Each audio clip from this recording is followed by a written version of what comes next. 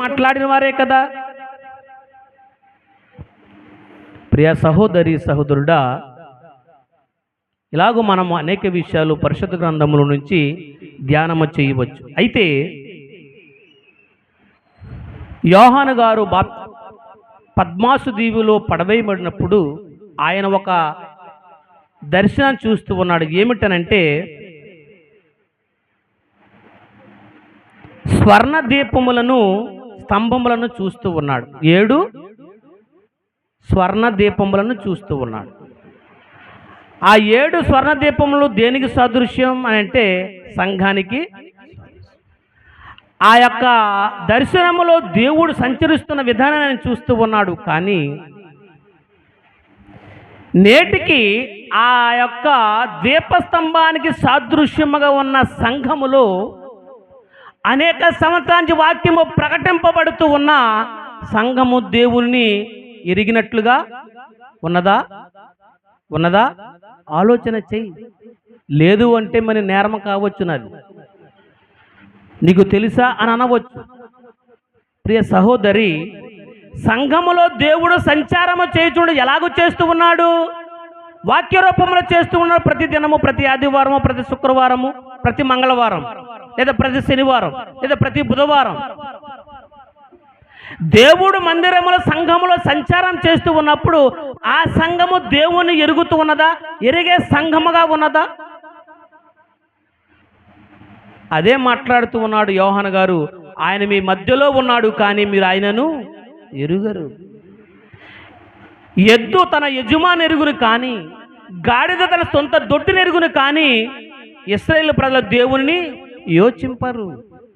ఆలోచింపరు. వాళ్ళకి అసలు తెలివే లేదంటూ ఉన్నాడు. ప్రియ సహోదరి సహోదరుడా, ఇటువంటి భయంకరమైన దినాల్లో మనం ఏమని సమాధానం చెప్పాలో ఒక్కసారి ఆలోచన చెయ్యి. కరువు వచ్చింది. ఎక్కడికి వెళ్ళారు వారు? ధాన్యం కొనడానికి ఐగుప్తుకి వెళ్ళారు. ఐగుప్తుకి వెళ్ళిన తర్వాత అక్కడ వారిని ఎవరు గుర్తుపట్టారు? యోసేపు తన అన్నలను గుర్తుపట్టాడు, కానీ అన్నలు యోసేపును గుర్తించారా? ప్రియ సహోదరి సహోదరుడా, ఆలోచన చెయ్యి. ఎంతకాలం ఈ క్రైస్తవ జీవితం? దేవుని గుర్తించిన జీవితం ఎంతకాలం? ఒక్కసారి ఆలోచన చెయ్యి. దేవుని ఎరుగని జీవితం ఎంతకాలం? ఒకసారి ఆలోచన చెయ్యి. సంవత్సరాలు గడిచిపోతూ ఉన్నాయి, నెలలు గడిచిపోతూ ఉన్నాయి, రోజులు గడిచిపోతూ ఉన్నాయి, గంటలు నీ జీవితంలో తరిగిపోతూ ఉన్నాయి.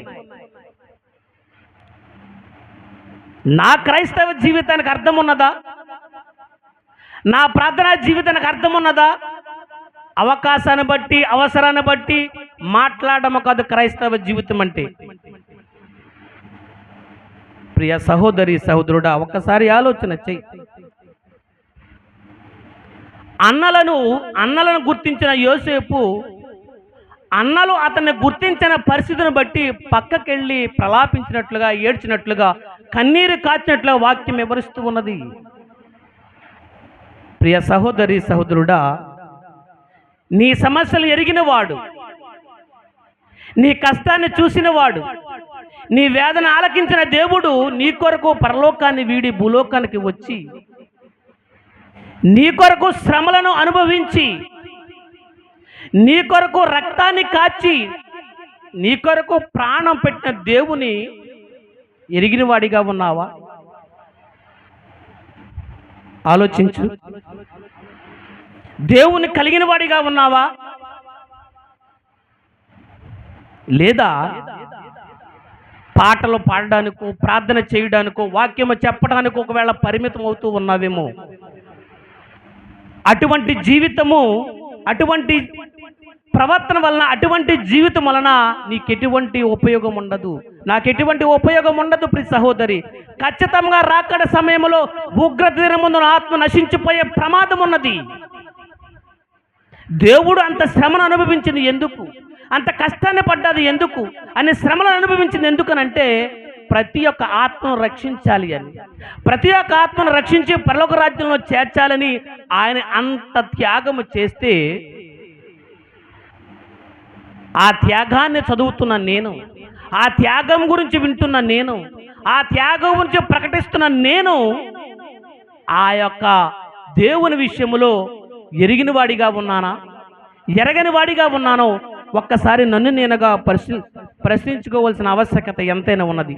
కాబట్టి ప్రియ సహోదరి సహోదరుడా, మనం ఎంతకాలంలో క్రైస్తవ లోకంలో జీవిస్తూ ఉన్నది కాదు ముఖ్యం. నువ్వే సంఘములో విశ్వాసిగా ఉన్నావన్నది కాదు ముఖ్యము.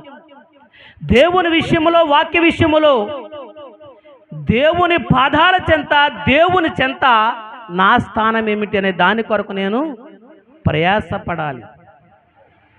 ఏ సంఘం అయితే ఏమిటి? సంఘానికి దేవుని దగ్గర ప్రత్యేకమైన స్థానం ఏమైనా ఉన్నదా? లేదే.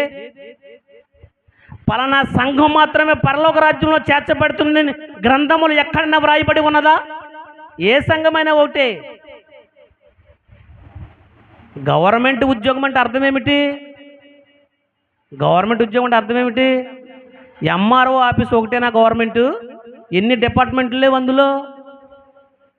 ఎన్ని డిపార్ట్మెంట్లు లేవు గవర్నమెంట్లో? అన్నీ కూడా గవర్నమెంట్ ఉద్యోగులే. ప్రియ సహోదరి, నీవు నేను గమనించాల్సిన విషయం ఏమంటే, ఏ సంఘం అనేది పక్కన పెట్టు. ఒకవేళ నీ సంఘములో జరుగుతున్న బోధ దేవుని వాక్యానికి దగ్గరగా ఉండలేదు మాత్రం గమనించమని మనవి చేస్తూ ఉన్నాను. నువ్వే సంఘములో ఉన్నా, ఏ ప్రాంతములో ఉన్నా, ఎటువంటి స్థితిలో ఉన్నా, నీవు క్రైస్తవుడు అయితే నువ్వు ఖచ్చితంగా దేవుని ఎరిగిన వాడిగా ఉండాలి. ఎరిగిన వాడిగా లేకపోతే మన జీవితము ప్రమాదంలో పడబోయే పరిస్థితి ఉందని మీ అందరికీ తెలియజేస్తున్నాను. అదే మాట్లాడుతున్న యోహాను గారు, ఆయన మీ మధ్యలో తిరుగుతూ ఉన్నాడు, కానీ 3